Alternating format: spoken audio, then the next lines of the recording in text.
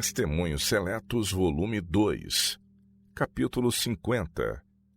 A obra para o presente tempo. Estamos na iminência de importantes e solenes acontecimentos. Cumprem-se as profecias. Uma estranha e acidentada história está sendo registrada nos livros do céu. Tudo em nosso mundo se mostra em estado de agitação. Há guerras e rumores de guerras. As nações estão iradas e é chegado o tempo dos mortos para serem julgados. Os acontecimentos se sucedem, alternando-se e apressando o dia de Deus, que está muito próximo. Só nos resta, por assim dizer, um pequeno instante. Mas conquanto nação se esteja levantando contra nação e reino contra reino, não se desencadeou ainda um conflito geral. Os 4 ventos sobre os 4 cantos da terra ainda estão sendo retidos até que os servos de Deus estejam assinalados na testa. Então as potências do mundo hão de mobilizar suas forças para a última grande batalha. Satanás está atarefado em preparar planos para o último e tremendo conflito em que todos hão de definir sua atitude. Depois de o Evangelho haver sido pregado ao mundo durante quase 2000 anos, continua a apresentar aos homens e mulheres a mesma cena que exibiu a Cristo. De modo maravilhoso faz passar por diante de seus olhos o panorama dos reinos deste mundo e sua glória. Isto promete a todos os que prostrados o adorarem. Deste modo busca impor a todos o seu domínio. Satanás está operando com todas as suas forças a fim de ocupar o lugar de Deus e destruir a todos que a isso se opuserem. E hoje vemos todo o mundo inclinando-se diante dele. Seu poder é aceito como o de Deus. Cumpre-se a profecia do Apocalipse. Toda a terra se maravilhou após a besta. Apocalipse 13, verso 3. Os homens, na sua cegueira, se ufanam de grandes progressos e conhecimentos, mas aos olhos do onisciente se descobrem o pecado e depravação de seu íntimo. Os anjos veem a terra cheia de violência e crime. Acumulam-se riquezas por meio de toda espécie de roubos, e roubos praticados não só em relação aos homens, mas também em relação a Deus.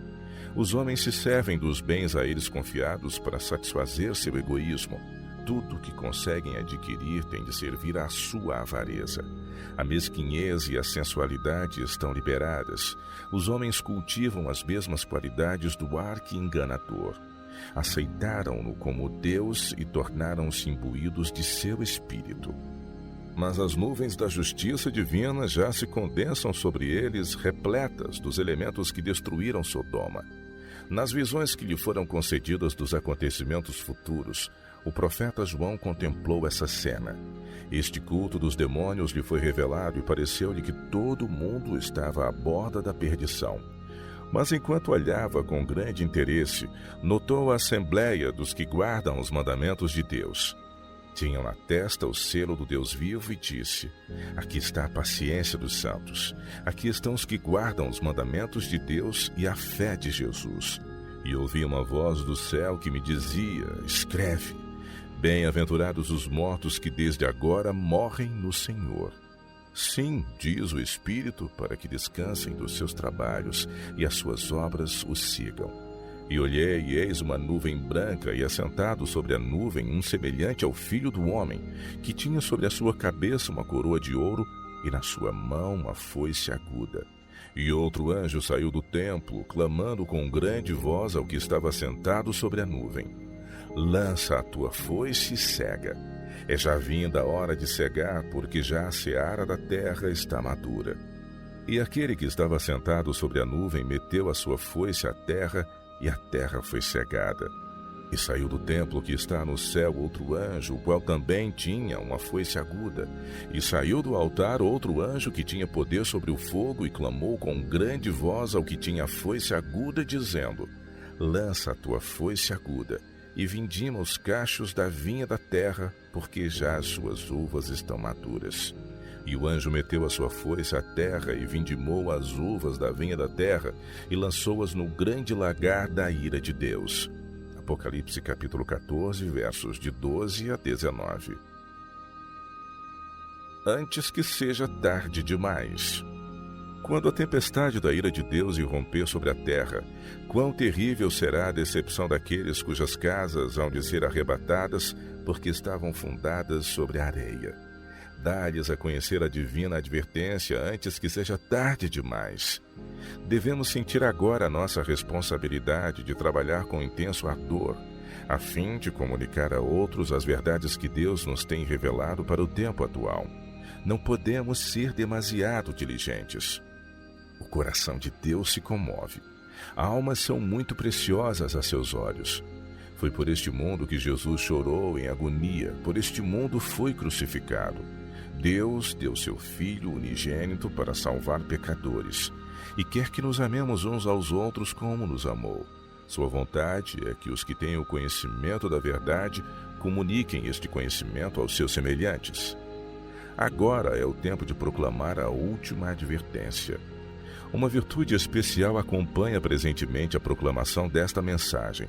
Mas por quanto tempo? Só por um pouco de tempo ainda. Se houve jamais uma crise, essa crise é justamente agora. Todos estão decidindo agora o seu perpétuo destino. Os homens precisam ser despertados a fim de reconhecer a solenidade do momento e a proximidade do dia em que terá terminado a graça. Esforços decisivos têm de ser feitos a fim de apresentar esta mensagem ao povo de modo preeminente. O terceiro anjo deverá avançar com grande poder. Que ninguém passe por alto esta obra, ou a considere como de somenos importância. A luz que recebemos sobre a terceira mensagem angélica é a legítima. O sinal da besta é exatamente o que tem sido proclamado. Nem tudo o que se refere a este assunto é compreendido. Nem compreendido será até que tenha sido completamente aberto o rolo do livro. Uma solene obra será, entretanto, realizada no mundo. A intimação do Senhor aos seus servos é esta: clama em alta voz, não te detenhas, levanta a tua voz como a trombeta e anuncia ao meu povo a sua transgressão e à casa de Jacó os seus pecados. Isaías 58, verso 1. Nenhuma mudança deverá efetuar-se nos traços gerais de nossa obra. Deve permanecer clara e distinta como foi criada pela profecia. Não nos compete entrar em aliança com o mundo, supondo com isto poder levar a melhor. Se alguém cruzar o caminho a fim de embaraçar o passo à obra nas linhas que Deus lhe traçou, incorrerá no desagrado divino. Nenhum traço da verdade que tornou o povo adventista do sétimo dia o que ele é, deve ser apagado. Temos antigos marcos da verdade, da experiência e do dever, e cumpre-nos defender firmemente os nossos princípios em face do mundo. Importa levantarem-se homens que apresentem a todos os povos as Escrituras de Deus. Homens de todas as classes e de todas as capacidades com seus variados dons devem cooperar harmonicamente para um resultado comum. Deverão unir-se no esforço de levar a verdade a todo o povo, cumprindo cada qual sua missão especial. As mensagens dos três anjos.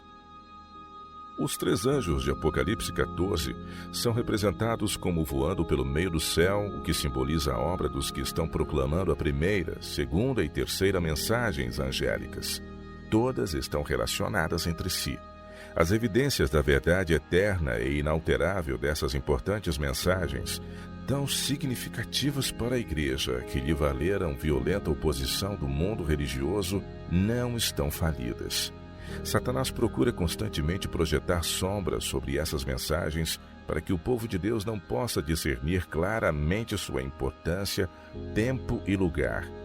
Não obstante, permanecem e deverão exercer sua influência sobre nossa vida religiosa enquanto durar o tempo. A influência dessas mensagens tem aprofundado e ampliado o seu ambiente, pondo em movimento as molas de ação de milhares de corações, fazendo surgir estabelecimentos de ensino, casas editoras e de saúde. Todos estes estabelecimentos são instrumentos nas mãos de Deus, destinados a cooperarem na grande obra representada pelo primeiro, segundo e terceiro anjos, a obra de advertir o mundo de que Cristo virá a segunda vez com poder e grande glória. Irmãos e irmãs, Meu ardente desejo é, por estas palavras, chamar vossa atenção para a gravidade do tempo e a significação dos acontecimentos que agora estão ocorrendo.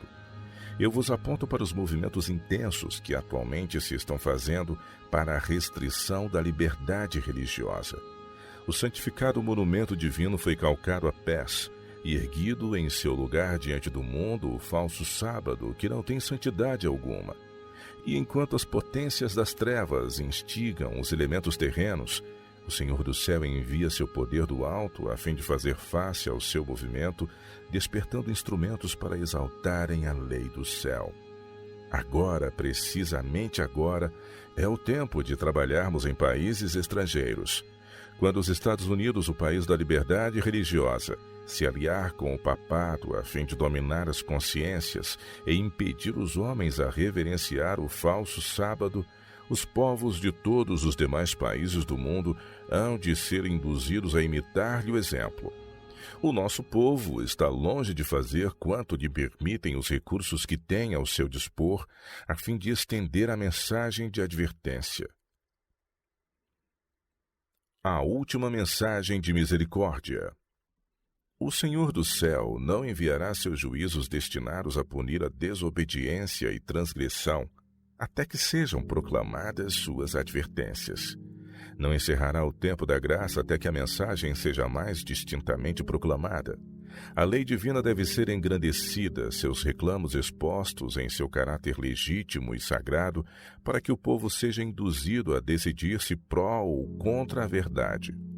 Contudo, a obra será abreviada em justiça. A mensagem da justiça de Cristo há de soar desde uma até a outra extremidade da terra, a fim de preparar o caminho ao Senhor. Esta é a glória de Deus com que será encerrada a mensagem do terceiro anjo. Não há obra na terra tão importante, tão sagrada e tão gloriosa que tanto honre a Deus como a obra do Evangelho. A mensagem apresentada para o presente tempo é a última mensagem de graça a um mundo decaído. Os que têm o privilégio de ouvir e persistem em recusar atender à sua advertência, rejeitam a última esperança de salvação. Não haverá um segundo tempo de graça. A palavra da verdade está escrito, é o Evangelho que cumpre pregar. Diante dessa árvore da vida não foi postada nenhuma espada inflamada. Todos os que quiserem dela participarão livremente. Não há poder que possa vedar a uma alma comer do seu fruto. Todos podem dela comer e viver perpetuamente. Nas mensagens de Deus proclamadas pela Igreja remanescente, estão encerrados mistérios que os próprios anjos desejariam penetrar, e que profetas e reis e homens justos de todos os tempos desejaram compreender. Os profetas vaticinaram acerca destas coisas e diligenciaram compreender o que haviam predito, mas não tiveram esse privilégio. Anelaram ver o que estamos vendo e ouvir o que ouvimos, mas não puderam. Sabê-lo-ão, porém, quando Cristo vier segunda vez, quando rodeado de uma multidão que ninguém poderá contar, lhes explicar o libertamento operado por seu grande sacrifício. Que ninguém fique por advertir. Enquanto os anjos seguram os quatro ventos, cumpre-nos trabalhar com todas as nossas forças. Precisamos proclamar nossa mensagem sem demora, dar perante o universo celeste e aos homens desta época degenerada o testemunho de que nossa religião é uma fé e um poder de que o autor é Cristo, e sua palavra o divino oráculo. Almas humanas pendem na balança. Ou serão súditos do reino de Deus ou escravos do despotismo de Satanás. Todos devem ter o privilégio de lançar mão da esperança posta diante deles no Evangelho. E como podem eles ouvir sem pregador? A família humana está em necessidade de uma renovação moral, um preparo de caráter, a fim de poder subsistir diante de Deus. Há almas há prestes a perecer devido aos erros heréticos que predominam, os quais são calculados a neutralizar a mensagem evangélica. Quem se consagrará agora plenamente para tornar-se coobreiro de Deus? Ao verdes o perigo e as misérias do mundo sob a operação de Satanás, não vos permitais esgotar as energias que Deus vos dá em ociosas lamentações, mas trabalhai por vós mesmos e por outros. Despertai e preocupai-vos pelos que perecem. Se não forem ganhos para Cristo, perderão a eternidade de bem-aventurança. Pensai no que lhes é possível alcançar.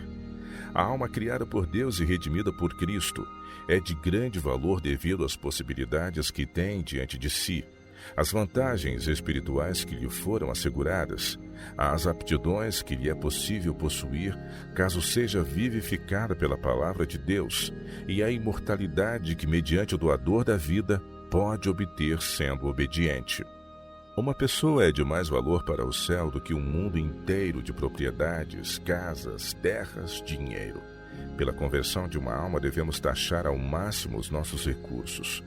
Uma alma ganha para Cristo e irradiará a luz celeste para tudo o que a rodeia, penetrando a treva moral e salvando outras almas. Se Cristo deixou as 99 a fim de buscar e salvar uma única ovelha perdida, seremos nós justificados caso façamos menos? Não é a negligência de trabalhar como ele trabalhou, de sacrificar-nos como ele se sacrificou, uma traição a sagrados legados, um insulto a Deus? Fazei soar um alarme pela extensão e largura da terra. Dizei ao povo que o dia do Senhor está perto e se apressa grandemente. Ninguém fique por advertir.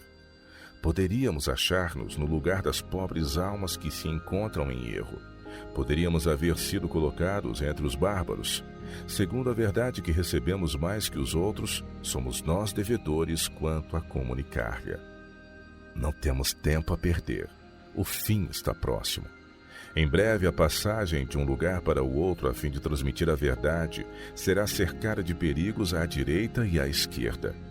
Far-se-á tudo para obstruir o caminho dos mensageiros do Senhor, de modo que não possam realizar o que lhes é possível executar agora. Cumpre-nos olhar de frente nossa obra e avançar o mais depressa possível em luta intensa. Segundo a luz que me foi dada por Deus, sei que as potências das trevas estão trabalhando com intensa energia que procede de baixo, e a passos furtivos vai Satanás avançando para se apoderar dos que agora se acham adormecidos, qual lobo que se apodera da presa. Temos agora advertências que nos é possível dar, uma obra que nos é concedida fazer. Em breve, porém, será mais difícil do que podemos imaginar. Ajude-nos, Deus, a conservar-nos na vereda da luz, trabalhar com os olhos fixos em Jesus, nosso líder, e paciente e perseverante, avançar para a vitória.